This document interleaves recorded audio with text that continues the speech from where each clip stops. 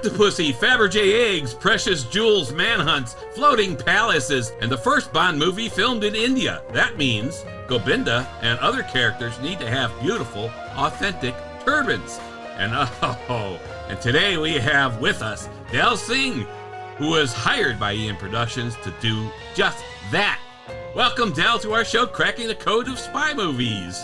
Dan, good to be on the show today and with you and Thomas. And you guys are pretty cool with your spymovingnavigator.com. What a great site. Thank you very much. Tom and I know how much goes into making a fabulous movie. And often the greatness is in the details. So many little things are done that enhance the scenes, from props to costuming to special dialogue and so on. So you are now part of that rich history because you made the turbans for Octopussy, the Bond movie. Oh, tell us.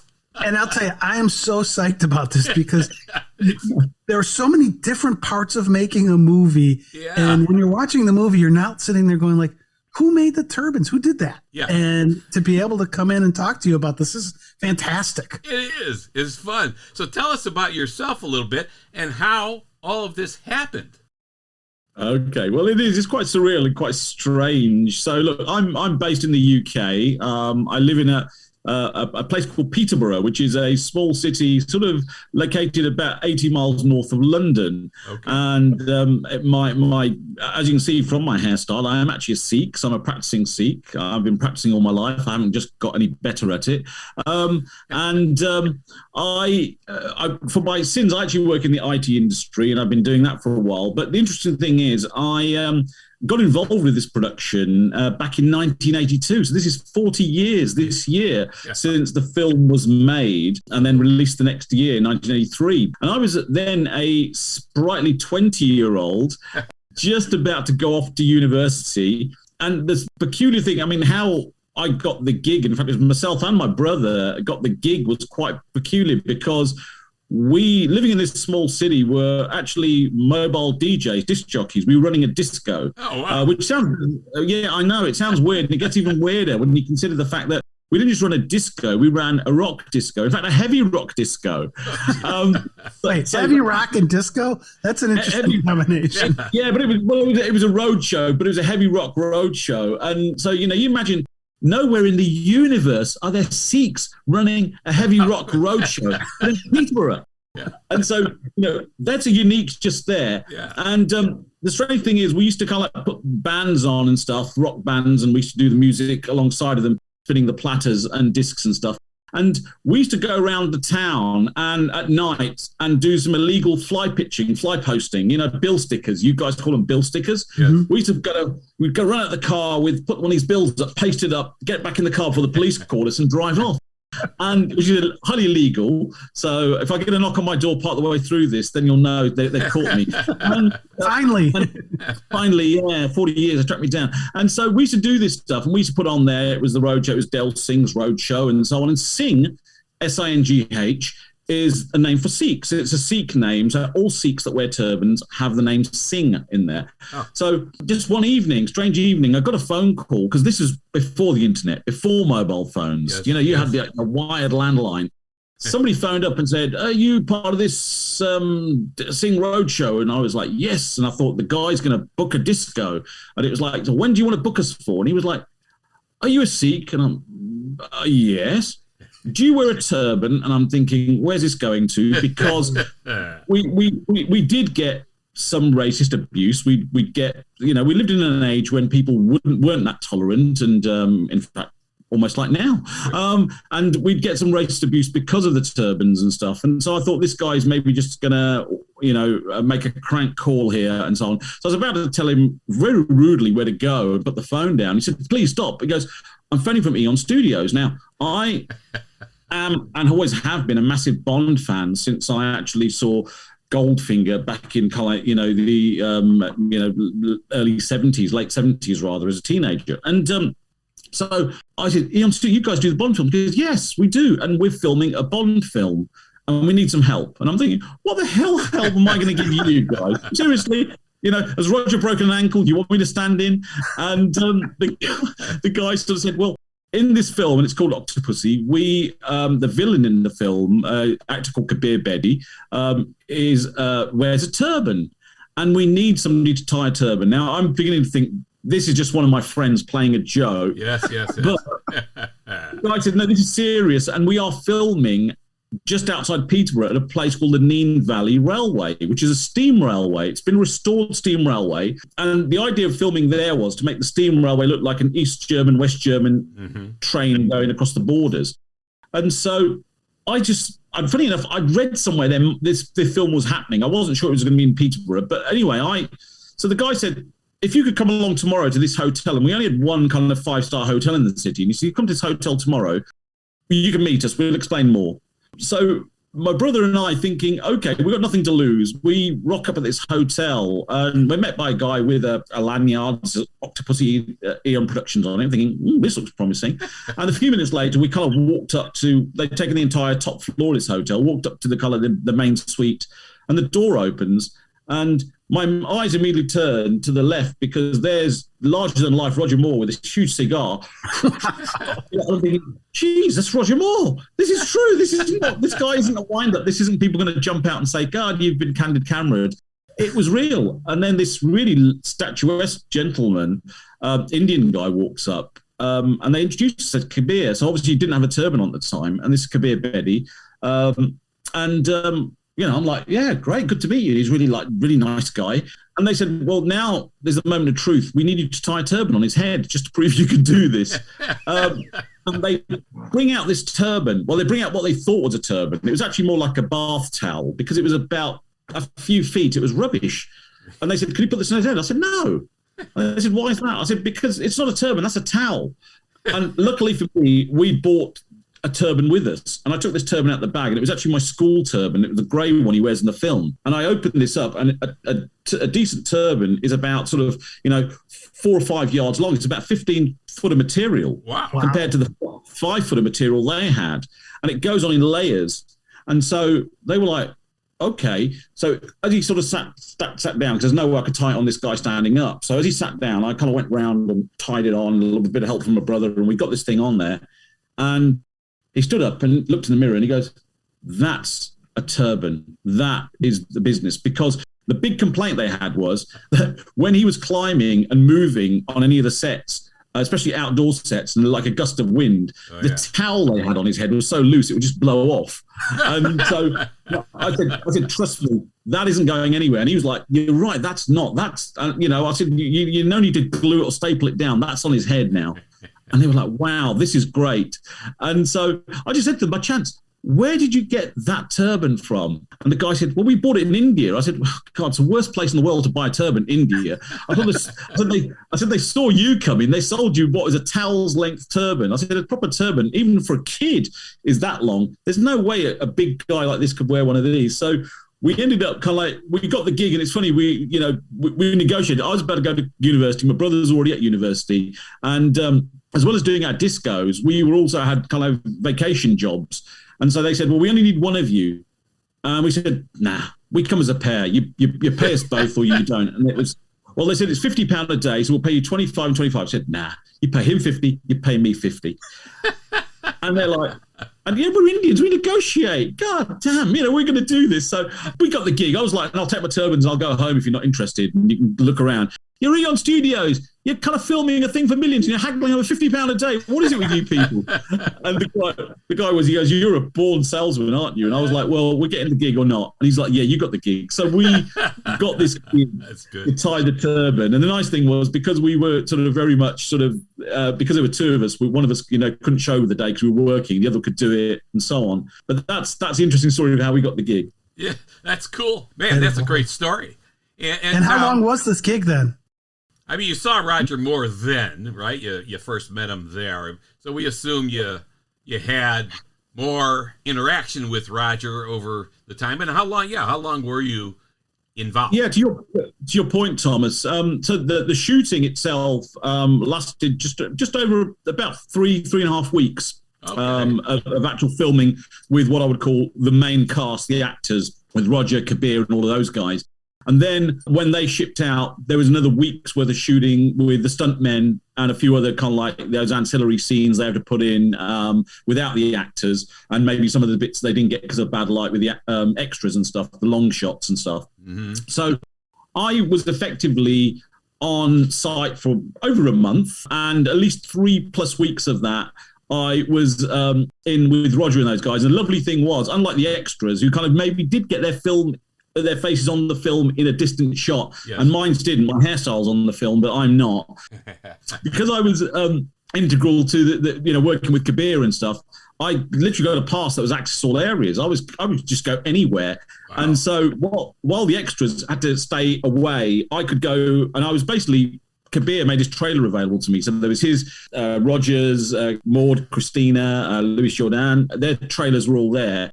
And I had access to his trailer. And so in between when he was out shooting the scene, I tied my turban on the guy in the morning. And then it was like, I've got to sit around and wait in case it falls off, which it never did. Yeah.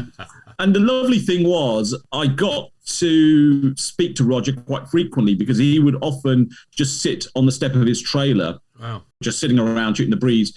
And he liked the fact that, I've always been a movie fan. And in fact, one of the big talking points for me with him was that my favorite actor probably ever, but around that time, was Richard Burton. Yeah. And I was a massive Burton fan. And because he'd worked with Richard Burton on The Wild Geese, I just had to ask him, what was Burton like working on the film? And he was like, Burton's a professional, bit of a drinker, but a professional. He said the biggest problem he had was people like Richard Harris. Richard Harris was just like, and he said working with someone like Richard Harris and Burton completely wrecked it because he goes, the two Richards were just constantly drunk, which held up shooting. So he gave me all these really beautiful stories, anecdotes. And what I learned from chatting with Roger, and it was just, brilliantly dry, self-deprecating sense of humor. He was, and the thing is, around that time, Warner's had just brought Sean Connery back to make Never Say Never Again. Yeah. And so when the media arrived, the press arrived to interview Roger, the first thing they would come up with, is it because the public don't like you? Sean's coming back, and there's a new Bond out, so there'll be 2 Bond films for the first time ever competing, and they would try to wind him up and they try to get him rattled. And Roger was brilliant. He was just so professional. He said, well, you know what? I think Sean coming back's a good thing because Sean does his Bond his way and I do mine my way. And there's things that Sean can do that I can't do, and there's things that I can do that Sean can't do. And at which point it was almost like a stick to poke them with. And they were like, so what is it you do, Roger, that Sean can't? He was like, come here, watch. And then he'd do that, raises his eyebrow, and he says, see, I can do that. And I tell you what, I was just laughing madly because all these guys are so anticipating him to do something crazy or say something kind of that would be controversial. He just did that little eyebrow raise that Moore would do. He used to do the Saint, and then he did his Bond, and it was brilliant. And that would just shut them up. But he was very magnanimous. He spoke highly of Sean. And in fact, I even said to him, confession, Roger, Connery is my Bond. And he said, don't blame you. I said he's the first guy I saw doing the role. Mm-hmm. But I said, having said that, though, I thought Live and Let Die, Man with the Golden Gun was brilliant. I mean, I must admit, towards the end, some of the Bond films maybe lost their luster a bit, but those early Bond films that Roger did were brilliant in my book. Yeah, yep. Yeah, a lot of terrific ones. We like The Spy Who Loved Me, For Your Eyes Only. There were a couple of really good ones from Roger. Excellent. So he didn't bite on the press bait. Oh, he didn't take the bait. And he was lovely with it. And he would always have a chance to chat. He'd never sort of, I'm too busy or go away. Wow. But then the conversations that we had were very much, they weren't sort of, they were all about movies, films, just general stuff and whatever. And it was really good. Yeah. So basically he's a nice guy. Everything you read about him, everything you hear about him, they all say he's a nice guy. He was a nice guy. Was English. He was a consummate English gentleman, is the way I would put it. And when he passed, I wrote. So I'm on the business platform LinkedIn, and I wrote a little kind of story, My Summer with Roger Moore, the English gentleman. And he got picked up by a national newspaper called The Guardian in the UK, and they printed it in there. I saw that, and lots of people kind of saw that and thought, wow, amazing. We didn't know this about Roger, and it's terrific. Yeah, great. Go ahead. I have a question. You talk about being on set for that long. What were some of the kind of any crazy things that happened on set that you're just like, I can't believe that happened, or was it pretty smooth? No, I mean, overall, it was pretty smooth. I mean, obviously, we were governed heavily by the British weather, which is just nuts anyway. And so we had, things like bad light and rain would always affect things. Just as you thinking everybody's in place, all of a sudden it'd be like they'd come along and say, no, light's gone, and everybody go back in and so on. It was crazy. But I suppose one of the most memorable ones, the days, and I think it was probably for me the most memorable one, was there's a scene in there where the train, the train actually is on the tracks and it hits the black Mercedes car, and it knocks it into the river. Yes. And so I was going to say no spoilers, but it's a spoiler. If you haven't seen the film in 40 years, you ain't going to worry about it. But that scene of the car being hit by the train is literally emulated by a car being shot out of a cannon. Wow. So Mercedes, and I've shared a photograph with you of that Mercedes sitting in a cannon that's then ignited and literally shoots this 2 tons of vehicle into a river. And in the film, the car actually hits the river, but it doesn't just hit the river, it actually hits a guy fishing in a boat on the river. Now, that scene on the film is scary, but in real life, watching that take, and when they did it, and that take, they planned it all, they got the boat in place, and when that car actually got fired and it hit, it literally, all of us standing around watching it thought that guy in the boat, who's the stuntman who's doing the fishing, is dead, because that car literally just hits it. And it thinks, oh my God, he didn't get out. That car, and everybody's panicking, and the frogmen jump into the water to go and get it. And see whether, and we're all like literally, oh my God. And then the next thing you see is this guy's literally surfaces at the bank there, looks at it and go, and that was it. It was a take. They weren't going to get anything better than that, because you honestly thought that guy was dead. But he made it to the bank, and I think they do see him scrambling at the bank. Oh, wow. But it was a real heart-stopping moment. And I think none of us actually forget that day. But they didn't have to do a second take on that one, because it was so good, but it's so scary. Yeah, that would be. Yeah, and I just watched the movie again last night before we were going to have this conversation, and I watched that scene, and I remember it was like, wow. Yeah. So now I've got another question for you, and this is partly due to my ignorance. All right. So there are lots of turbans or different headgear throughout the different scenes that different people are wearing. So I don't know if those are technically all turbans or not. We see that Gobinda's is pretty smooth and only covers his head, and others have more. They look more like wrapped rows and with some material down the back. And so is there symbolism behind that, or was that just to say, okay, the henchmen are wearing this, Gobinda's wearing that? Yeah, so to look, I mean, turbans traditionally, I mean, they're worn around the world by many cultures, and they come in different shapes. So if you go to kind of like an Arab country, you'll see more of it wrapped around the head, and that's it, and that's to keep the sun off. For Sikhs, and which I am a Sikh religion, the turban is very significant. It's actually designed to keep the hair in place, because Sikhs, we don't cut our hair. So it keeps the hair in place. It also is a very unique identifier about the religion. And Gobinda is playing the role of a Sikh in the film. So he also wears, you might see on his wrist, he wears one of these bangles. So he's got a steel bracelet bangle, and that signifies a Sikh. A beard. I mean, his beard's slightly nicely trimmed. The rest of us actually have full beards, which we're not allowed to cut. So he's playing the role of a Sikh in there, and therefore his turban is designed and created, because also it was actually tied by a Sikh. It's going to look like a Sikh turban. Yeah. Now, the henchmen in the film, and some of the extras and other people, particularly when they film in India, they didn't need to have, and they weren't going to go and hire people to tie those turbans. So what you can do is you can get these slightly ready-made, ornate ones, or they're starched up. They fit on and off like a hat.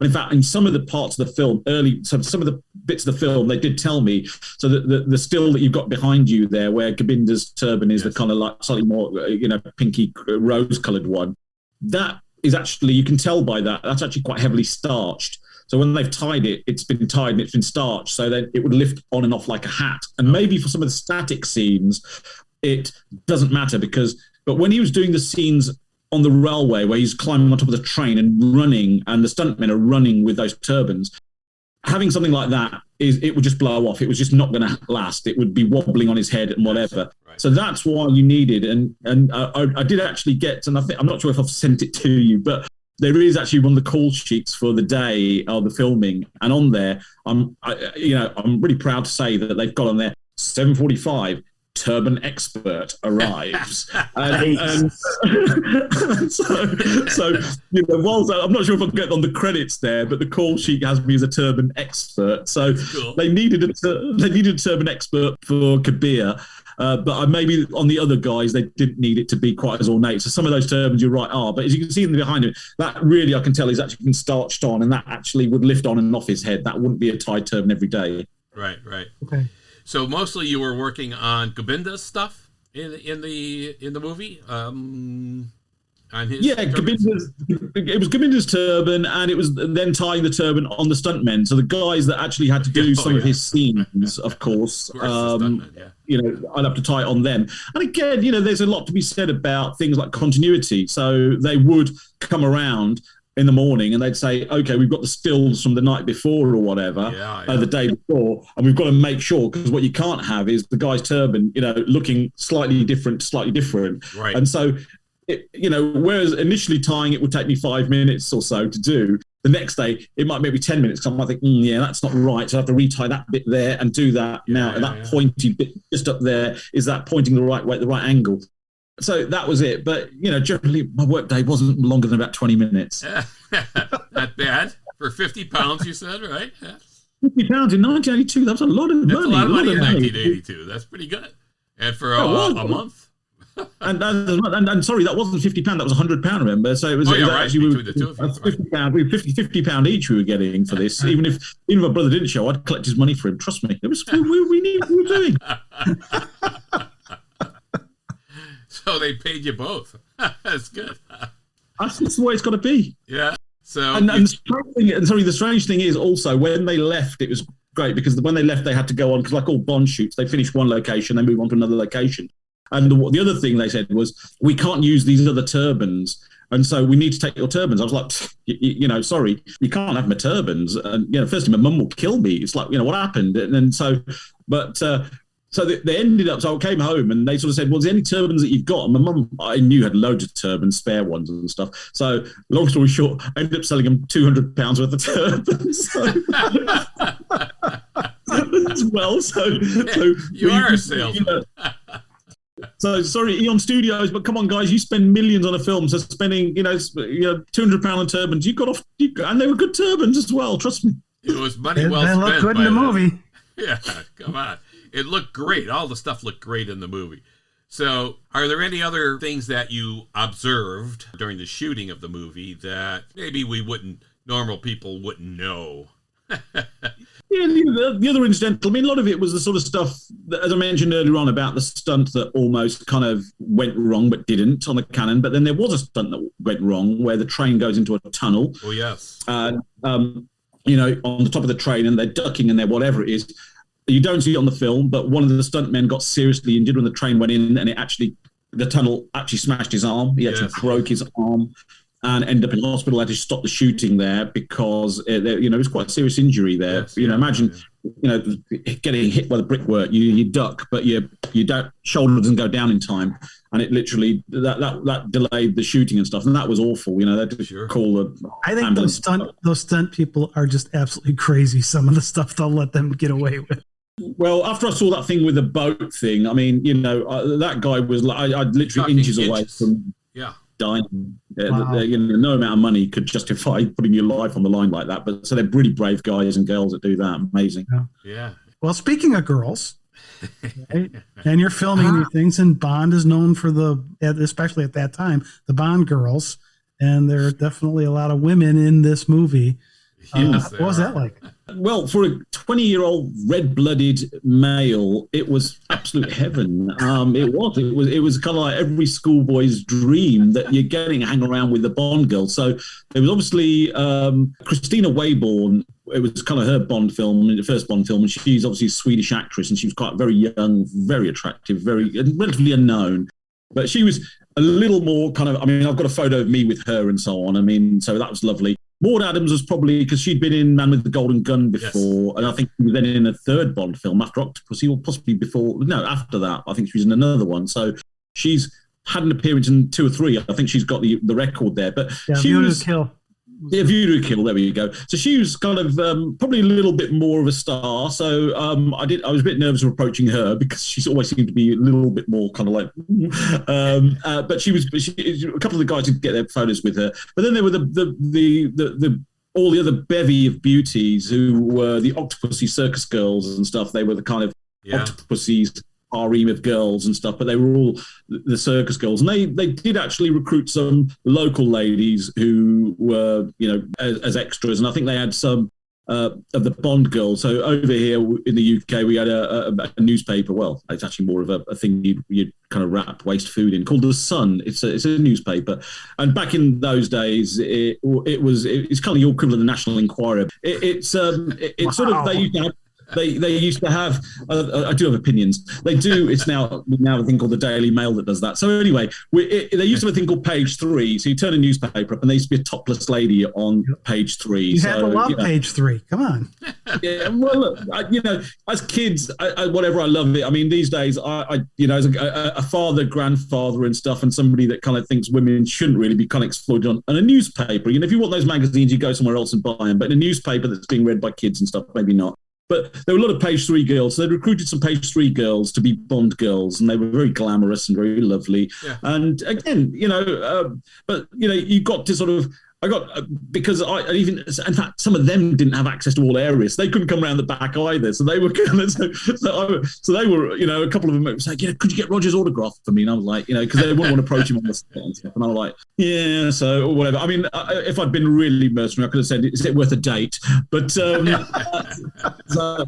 but I didn't. I was maybe too shy. But they were again. There were a lot of really pretty girls around, and it was a lovely set. It was a very friendly set. I know there's often you hear stories about people kind of falling out with each other and stuff, but no, it was really good. It was just really, really nice, dynamic there. Yeah. Awesome. What a great experience. The whole thing, really. Yes. Well, then you got to imagine this is 20 years old, and for a kind of kid, it was quite awesome. And this is a global franchise and an amazing thing to be a part of. Yeah. And maybe it's like one of those things, when you're doing it, you don't really appreciate it. But when I now tell people it. So, 40 years later, I'm telling people, just about every job I've had, people sort of say, give us a fun fact about yourself. And, people come up with their fun fact. And then I tell them mine, they're like, Stell wins. It's fun fact. We're not going to beat that. It's hard to beat that. Yeah. That is a good fun fact. Yeah. Oh, that's cool. You said you got to know Kabir pretty well, and you had access to his trailer and so on. What happened when the whole filming was over? Did you say goodbye, see you guys later, or what happened there? Been in touch with anybody? So yeah, I suppose what you would say is that after they kind of, I've tied my last term and they said it's a wrap, but nobody said that. But I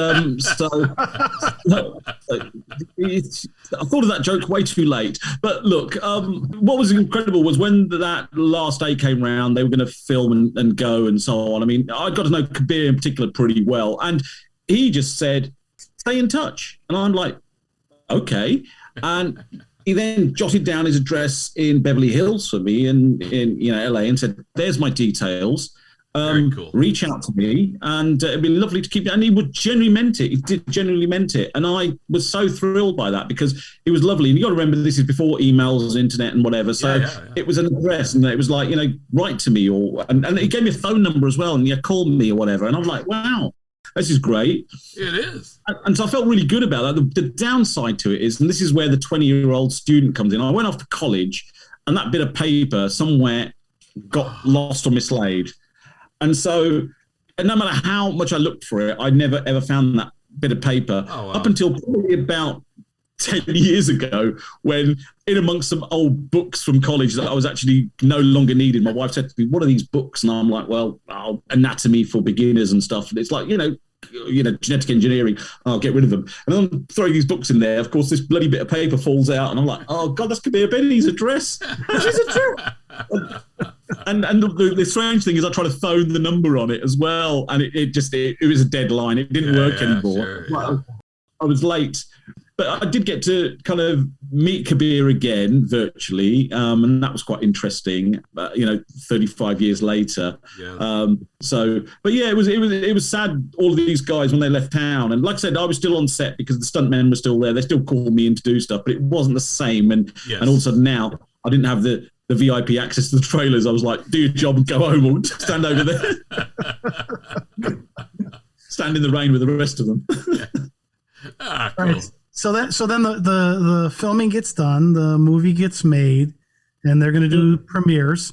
And so talk about where you saw the movie. Yeah. So in the UK here, the biggest premieres back in the day, and maybe some still happen in London at the Odeon Leicester Square. It's the kind of like big event, and that's where the Octopussy premiere took place. Now, I unfortunately never got invited to the premiere of that thing because it's one of those royal premieres, so you get the Queen or a member of the royal family, and I guess, my social standing wasn't high enough at the time to get that. So, but what did happen was, because the film had a local connection to Peterborough, they allowed a local premiere to happen, which is really, really good of Eon Studios to actually provide the film maybe just a day before a release. I mean, back there we didn't have too much in the way of piracy and stuff going on, in films, unless it was one of the Sinbad films starring Kabir Bedi. But or actually, was Sandakan the pirate. It was a different type of pirate.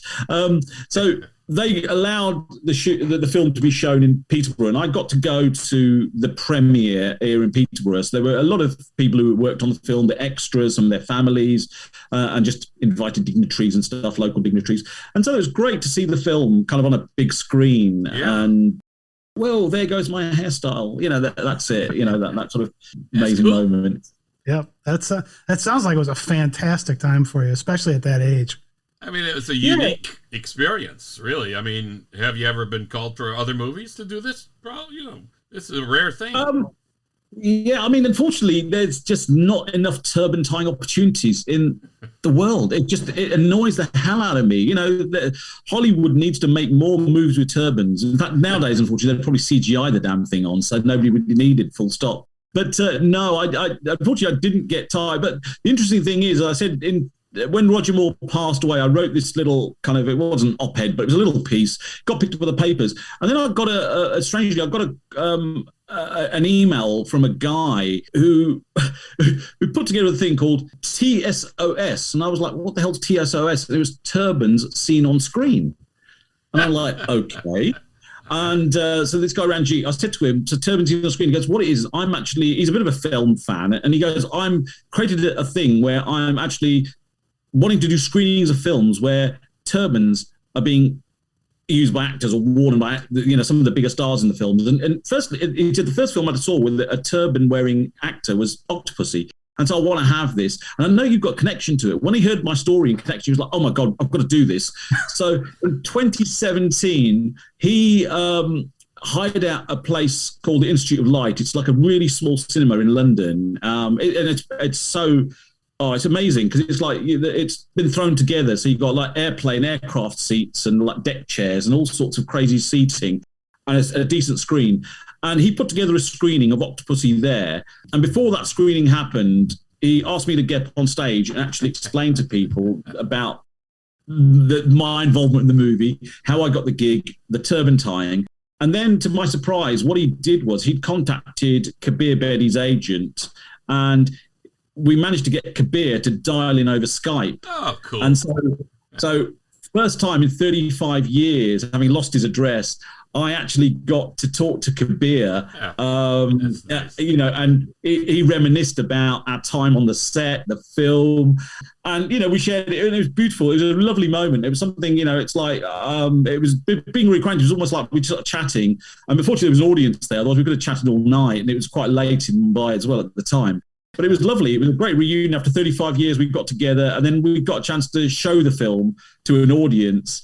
Some of who'd seen it, some who hadn't seen it. And it was terrific. It was a brilliant, brilliant thing. That was in 2017. Beautiful. That's cool. Yeah, what a great opportunity that was. That's fun.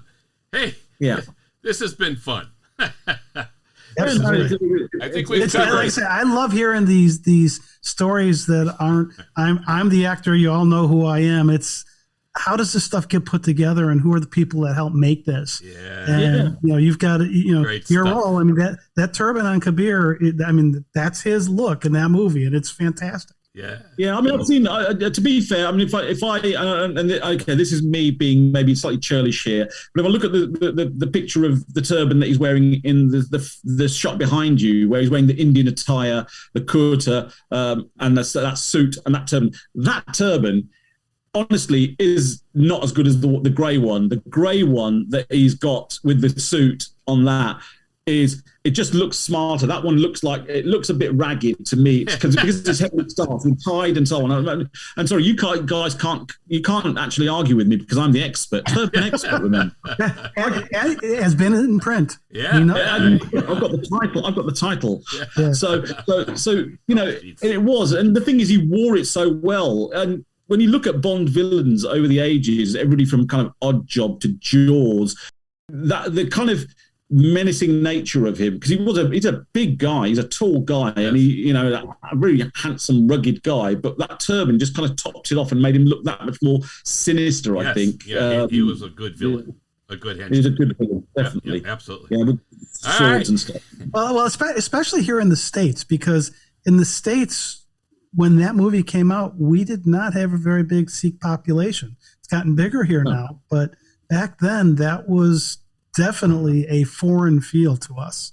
Mm-hmm. So when you talk about him being menacing, here's this big foreigner, and he's dressed a little different than we normally dress here in the U.S. And he played it so well.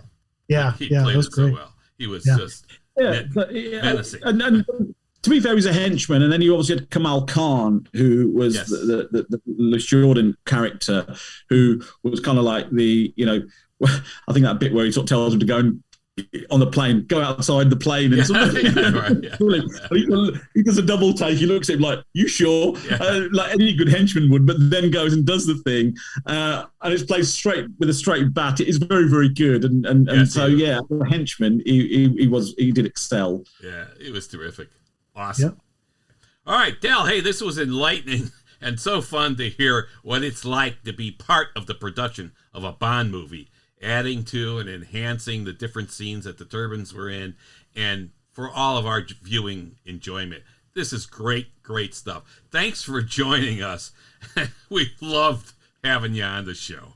Terrific. Dan, thank you very much. Thomas, thank you very much. It's been a blast. I've really enjoyed it. I mean, I do enjoy talking about it because it's one of those unique experiences. I mean, I know sometimes there's people that star as actors, extras in a film, they kind of, the head appears for a millisecond. And whilst, I'm not in the movie, my turban is, and my art form as a hairstyle is, and it'll be out there. And it was just it was a surreal experience. It still is to this day. And, I'm always glad to talk about it because I think it's brilliant. And the fact, we lost actors like Roger, who was quite a remarkable gentleman, English gentleman, and a great Bond. It was a privilege to get to work with people like him.